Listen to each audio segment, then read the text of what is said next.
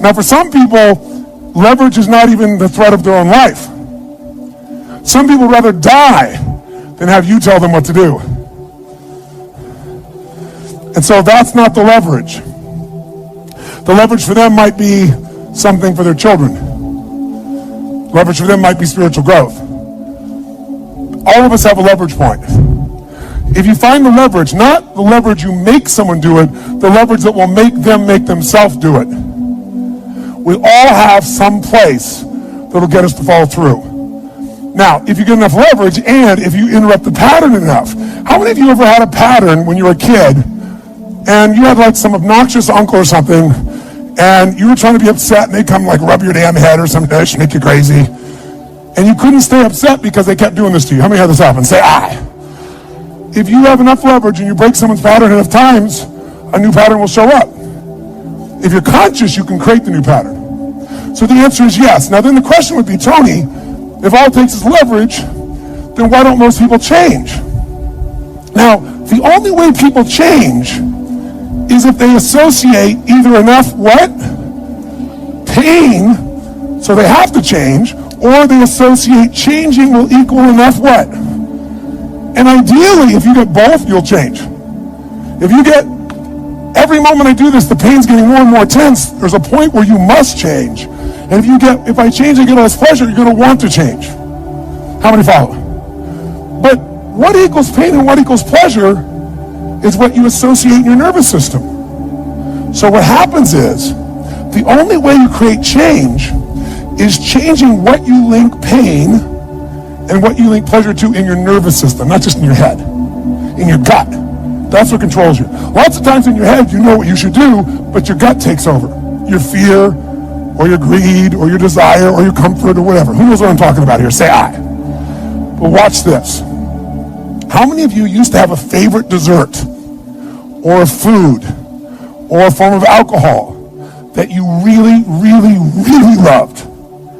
And then one night you had an experience like never before, where something happened, where this food or this drink or this alcohol that you love so much, it went down, but it kept coming back up at a level of intensity and with enough aroma and pain and association that to this day, it takes no willpower just to think of that alcohol or think of the smell of that food or look at it makes you appalled, makes you repelled. Who's had an experience like this in your life? Say aye.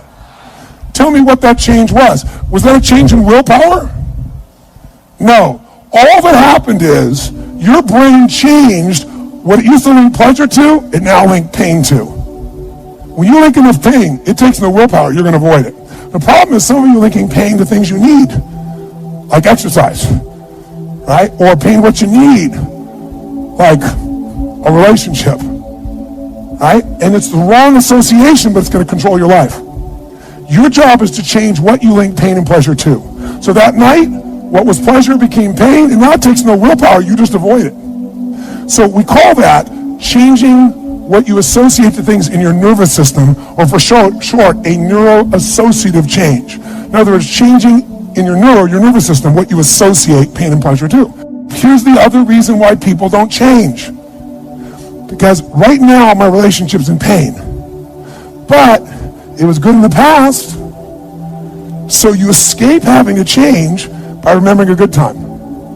Or, I may be coughing and having these problems with cigarettes right now, but you know what? George Burns lived to be 102. He smoked cigars, by the way, and he's 1 out of 10 billion people that pulled that off. But let's not confuse ourselves with ratios. So you make up what the future is. If your present is painful, you can escape to the past and get out of the pressure to change. How many follow this? Say aye. Or you can escape to a future because no one knows what it is for sure and you can make it up. But if your brain links it's been painful in the what? Past, in the, and it's even worse in the, it'll change like that. Who here has ever stayed in a relationship that you knew was not right for you? It wasn't right for you, it wasn't right for them. Who has ever stayed in a relationship way too long? Who's done this before? Raise your hand, say aye. It wasn't good for you, it wasn't good for them, yet you stayed. Why? Why? Because even though it's painful in the present, what'd you do? You said, it'll get better over there in the future. Who finally changed? Who here finally changed that? Say I. How'd you do it? Your brain went, it's painful now, it was painful in the past, it's gonna be worse in the future, that's it. That's what I call a Dickens pattern. When you lock in pain in all those places, there's no place to escape, so you change. It's like if you put a wall here, a wall here, and a wall here, and we close them in on you, amazingly, you'll move forward. That's what we're talking about. Giving yourself leverage on yourself that way, not having someone else do it to you, you do it to yourself. That's when you got the power again. How many get it? Say I. This could be the greatest time you ever live if you control what you focus on, if you find a more empowering meaning, and if you decide to model the actions of those who succeeded before you. It can be the best financial time, the best emotional time, the best spiritual time of your life, but you better take control of your state. And if you think you're going to do it just by today, you're wrong. You're going to need to get yourself some rituals. Right now, every one of you in this room is controlled by your rituals. I don't just mean this one. I mean every morning you get up. I know your body. I can look at your body right now, and I can guess your rituals. Some of you, your rituals to work out 5 times a week, I can see it clearly. 4 to 6 times a week, it's obvious. Because you couldn't look like that if you didn't do that. Some form of workout. I don't care if it's walking, lifting, whatever. Some of you, it's obvious that lifting weights is part of it. You can see by that man's muscles. I know what his rituals are. Because your life comes from your rituals. If you don't develop the ritual, you're kidding yourself. How many agree with me on this? Raise your hand, say I. And there are rituals that put you in state, and there are rituals that take you out of state. You have rituals in your relationship, you have rituals with your body, you have rituals around your finances, and the rituals that worked in the reaping time of fall in the markets and in business and in real estate, those rituals won't work now. If you do the right thing at the wrong time, you get pain. I'll say that again. If you do the right, you go, but Tony, I'm doing the right thing, but I'm not being rewarded. If you do the right thing at the wrong time, you don't get rewarded, you get pain. So you better do the right thing at the right time, and to do that, you better know what season you're in, and to do that, you better learn how to change your state. How to take control of your own conditioning. That's what I live for. Does this make sense to you, yes or no? Come on, guys, yes or no? So now it's time to train yourself to do that. I'll show you how fast it can change. Try this just for a second. I want to show you what you can do with just focus. Try this for a moment. I'm going to give you a test. Sit up in your chair with some energy. Make sure your buddy next to you is in a strong state. If or otherwise, adjust their state. Come on, change their physiology. What are they going to do? See if they're ticklish. That might help. Now do this.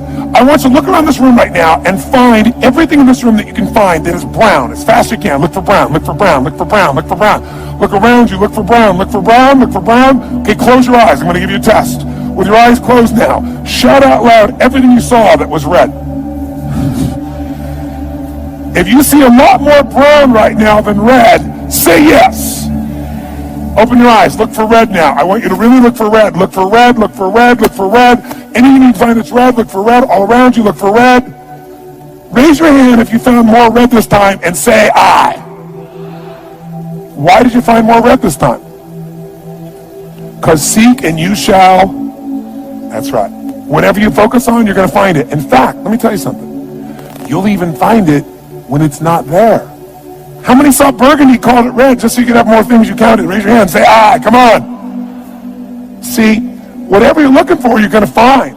So if you want to change your life, my friends, you got to change your physiology and you got to change your focus. By the way, how fast can you change that stuff? How fast, my friends? How fast? How fast? Come on. In a heartbeat, once you rechange your conditioning. That's all you got to do. And you can do it fast. You can do it in a question or two. Try this right now. Answer this question in your mind and be honest. What in your life today, if you wanted to be, could you feel proud about right now? If you wanted to feel proud, if you didn't feel like, I shouldn't be proud, if you wanted to feel proud, what could you be proud of in your life today? Your children, your health, your body. Is there a problem you faced? Instead of running from it, you finally stepped up and handled it? What could you feel proud of in your life today? If you wanted to feel proud. How many can think of something? And when you think about this thing you're proud of, what about that makes you feel proud? What do you focus on that makes you feel proud? How do you breathe when you really start to feel proud? What's the kind of look on your face that starts to happen when you let yourself feel proud? Yeah. How's that feel? Here's one. If you wanted to be excited about your life right now, and you were willing to be excited, you were willing to buck everybody else's trend, what could you feel excited about in your life if you wanted to feel excited? What could you get excited about if you're really focused on it and you really took it in? And you weren't in a negative place. What could you get excited about if you wanted to be excited in your life? What could you get excited about?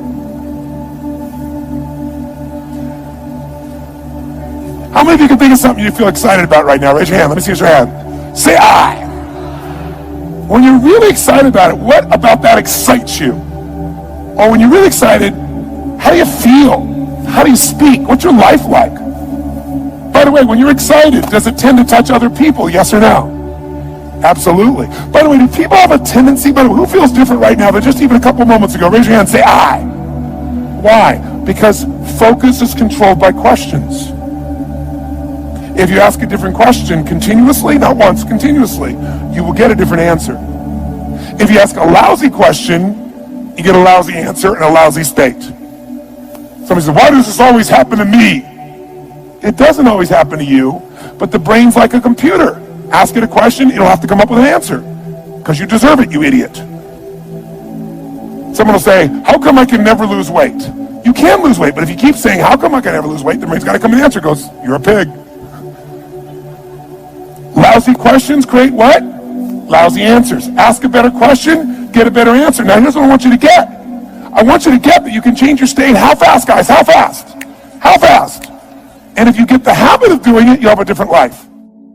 One of the things I have realized, and many of us have, that if you want something out of life, if you want to change yourself, if you want to acquire something, if there's some goal that you want to reach, that is really not easy as some people will make us feel. That living your dream, changing your behaviors, overcoming negative habits, it's challenging. It's hard. That living alone is just very difficult. And once we begin to come to grips with the fact that living is difficult, so how do we begin to nurture that hunger? What are the characteristics or the qualities of people that are hungry? What will it take for me to get some of the things that I want? And being hungry for those things, number one, you've got to work on yourself. It's very important that you engage in an ongoing process to develop you. Spend more time on yourself than what you've been spending. It's very important. You owe that to yourself. I was reading a book by Og Mandino called The University of Success. Read one line, gave me a chill. I didn't have to read anything else in the book. He said, many of us never realize our greatness because we become sidetracked by secondary activity. We spread ourselves too thin. Don't know how to say no. And we find ourselves doing all kinds of things and never ever have time to do those things that we need to do to work on ourselves. And then there goes a second. There goes another second. There goes another second. And we can't stop and hold time. And before you know it, you wake up one day and you're behind in your dreams and your bills. So decide that you're going to take some time to work on you, that you deserve that from yourself, that your life deserves some prime time. Because you are creating your own production. As Michael Todd would say, you are the star of your show. You are the director. You are writing the script. And you will determine whether your life is a smash office hit or flop. You determine that. Working on yourself, talking to yourself. That's so very important. Overcoming the negative conversation, that inner dialogue that's going on all the time. Even when you don't want it to be there. You can't stop yourself right now from thinking. You can't do it. It's going on. And so learning how to empower yourself, part of doing that is standing up to yourself. You've got to stand up inside yourself sometimes and say, shut up! You've got to do this. I was going to give a presentation, and this voice inside of me saying, you can't do this. You don't have everything it takes. Shut up! You get scared sometimes. Your mind will go blank on you. Some people you will allow to unnerve you. And you wonder, what's wrong with me? I'm not crazy. That's why you've got to learn to make a conscious, deliberate, determined effort to stand up inside yourself. Working on yourself, watching that inner dialogue, it will determine the quality of your life. When you're working on something you want to achieve, You have got to stand up to that voice. You've got to sell yourself every day on your abilities, on what you're doing, on the goal that you want to reach. You've got to sell yourself every day, every day, every day. According to your level of belief, it will manifest itself in what you're doing.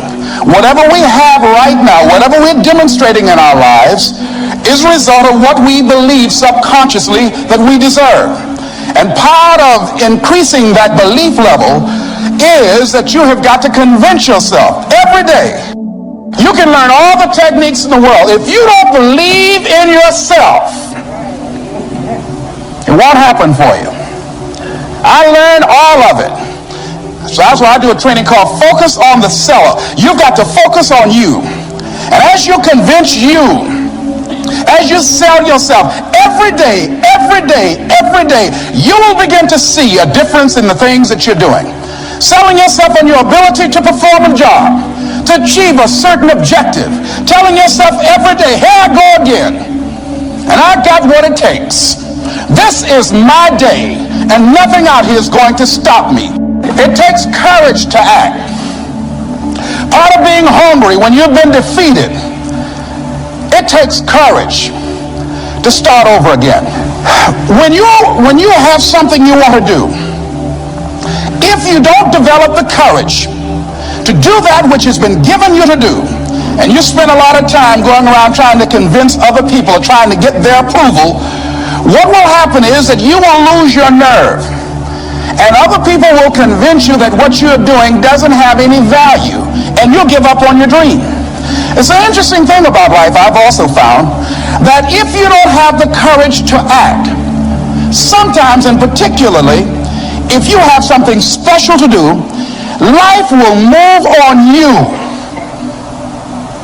And the truth that I had to come to grips with, that I wasn't in charge of my destiny. The truth was that I wasn't giving all that I had. The truth was that there are some things that I wanted to do, but I didn't have the courage to act on those things. And the truth was that Bert Childs was a blessing to me. He made life so miserable for me, I had to start looking at my life differently. I started going to work earlier. I started being the last one to leave there. I started working harder than anybody else. The other guys could not. Why would you work so hard, Les? I said, I'm not working for them. I have been cheating, Bert, I thought. I've been cheating myself and my family, wherever you are, whatever you're doing, do it with everything that you have. Develop the habit of giving more than what you're paid for. Develop the habit of setting standards that others will be measured by. Someone said, do not go where the path may lead, but go where there's no path and leave a trail.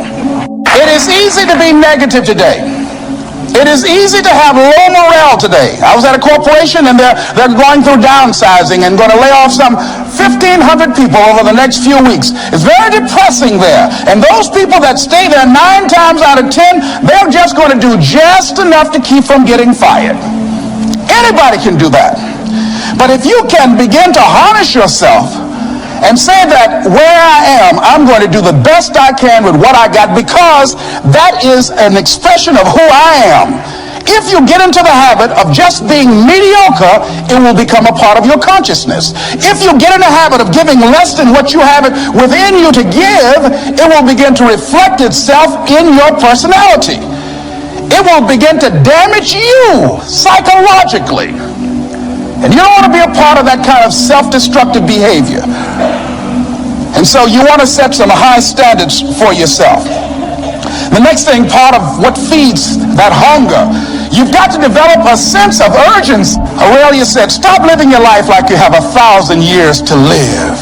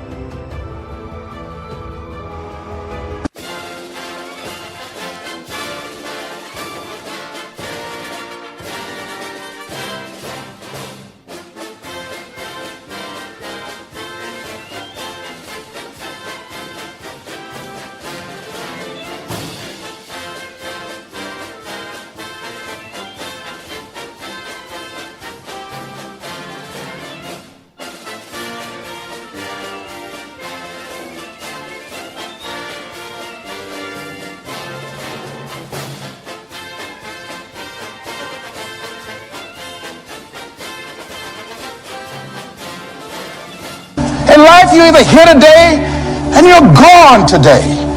If there's something that you want to do and you can't do it all at one time, do just a little bit of it. Most of us don't use the stuff that we have brought into the universe. And we want to make a conscious, deliberate, determined effort to start living life with a sense of urgency and using what we've got. Using ourselves up. Sharing what we brought into the universe to share. Because if we don't, nobody else will. Stop wasting valuable time, knowing that if we begin to live our lives as if each day were our last, our lives will take on a whole new meaning. It take on a whole new expression, valuing each moment that we are